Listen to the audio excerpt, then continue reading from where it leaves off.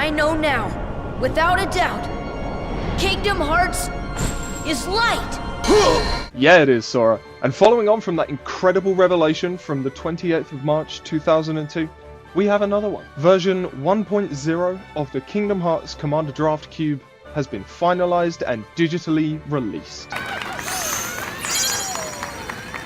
Right now, you can draft it online using Plane Sculptors, and then play those decks online using Cockatrice. If you need some instructions on how to do that, then hit up this video here, also linked in the description. Make sure that you stick around for this update if you want to hear about how you can get your hands on the cube. I'm also trying something different with my voiceover in this video, so let me know if this is an improvement or if it completely sucks. Alright, so what's next? Well, now I'm gonna print it. So my to-do list is as follows. 1. Print the sleeves. I've got my friend Rick working on upscaling the images so that it looks a lot more crisp when I print them on sleeves, and then I'll send an order of custom sleeves to Dragon Shield. Not sponsored, but hey, Arcane Tin Men, if you want to sponsor the unboxing video, that would be amazing. Just reach out, let me know, that would be super cool. Step 2, export the set in HD.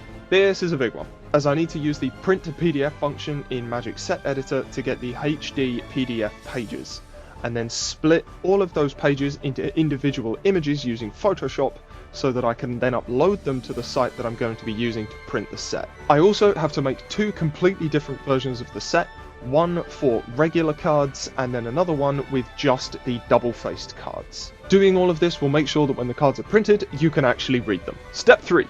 Upload to print site and send the order. This, as I kind of mentioned earlier, is mostly just taking all of the images from the HD PDFs and then uploading them to the website's client so that they can then set them up for printing. It's probably going to take a while, but it won't be difficult. It's just monkey work, and a game designer has to do monkey work sometimes. It's just part of the job. Step 4. Unbox. This I will record. I don't know how, but I'll figure out how to. I'll show you guys the box that I'm going to be using to house the cube, the final sleeves once we've upscaled the image, and then of course the cards once they're printed. And of course we will record the intense process of sleeving up this enormous cube. Step 5. Party. This project has taken me over 5 years to finalize, so I'm gonna celebrate it. I'm planning on hosting a party for the playtesters that have personally helped me to test this from day 1 to now. No plans to film it, that one's just gonna be for us. And then it'll be done. At least for now.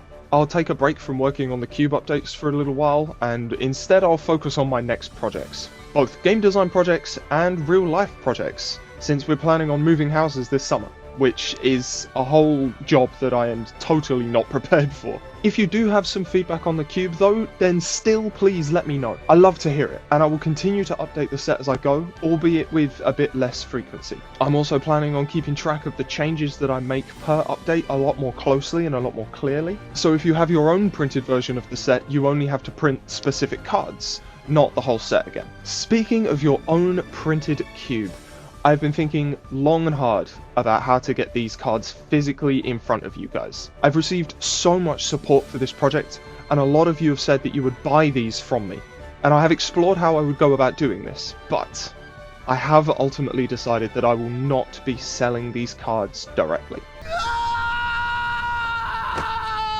There are 2 big reasons for this. Firstly, proxies of MTG cards are not really meant for sale for profit, and to print them with the company I'm printing them with, I have had to specifically write "not for sale" in the bottom left of each card in the set. This isn't really needed for completely custom cards like Sora Heart of Light or the Keyblade, but since there are existing Magic cards in the cube, that rule needs to be followed, and so I will apply it for the whole set. And secondly, Kingdom Hearts is officially owned by Disney, and Square Enix is simply given access to that IP for the development of the games. So, if you go to DisneyStudioLicensing.com and click on this bit, who do I contact to request permission to use, yada yada yada, you will find this option. Clicking on that option takes you to this big list of types of media, but if you click on mobile app or game developer, you will be immediately shown this page that basically says, "Nah, we're good thanks buddy." So to keep from incurring the wrath of the mouse, I won't be selling the cube in any form. So no pre-con decks and no full cube. Massive thank you to Phasmophelis on Twitter for helping me with the licensing research. Buddy, I really appreciate it. Thank you so much. And Mr. Spaghetti, thank you so much for the idea of pre-con decks.